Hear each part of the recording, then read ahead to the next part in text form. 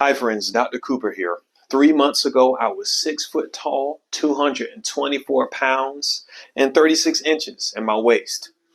I looked otherwise healthy, but I had elevated cholesterol, I had elevated blood sugar and glucose, and in just 2 months, I was able to cut 6 inches off of my waistline, and I no longer have these comorbidities. And I'll tell you just how I approached it.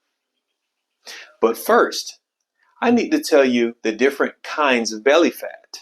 There are two different types of belly fat storage. One is subcutaneous and one is visceral. Subcutaneous fat is the kind of fat that you can pinch. It's also associated with genetics and sometimes post-pregnancy. It's not normally harmful to the body. And then there's visceral fat, which is considered hard fat. You can't pinch this fat because it surrounds your organs and it surrounds your liver and your stomach. This fat is associated with poor metabolic health. Now, what are the different causes of belly fat? I've got 5 different causes for you. One cause is a poor diet, a diet that's high in refined carbs and sugar. Another cause is hormonal imbalances, like insulin resistance or estrogen or elevated cortisol. Another cause is lack of exercise, like your sedentary lifestyles may be. Another cause is poor sleep, which may be disrupting your hunger hormones, like leptin and ghrelin, which are responsible for changing your appetite. Another may be a bacterial imbalance. And if you're having a bacterial imbalance, this can change how you actually store your fat in your body. Now, what is the Harmony Way? The Harmony Way is to find the root cause first. First, we want to identify if it's your diet. If it's your diet, then we may give you a plan that's based on high fiber, low glycemic vegetables, whole foods, healthy fats, lean proteins, and some fruit sparingly. Now, if this is alcohol, guess what?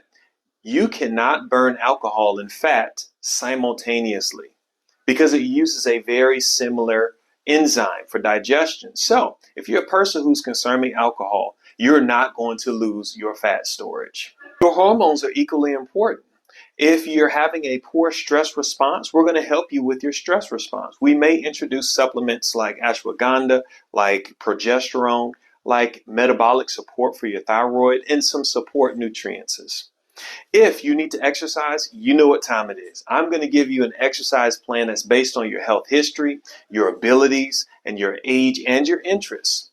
Now, if restoring sleep is something that we're finding is an issue for you, then we may encourage you to avoid cell phone usage and certain activities before bed. We may develop a nighttime routine for you, and we may encourage you to use supplements like magnesium and 5-HTP. Now, if we find that you have a gut imbalance, it's time to avoid sensitive food products.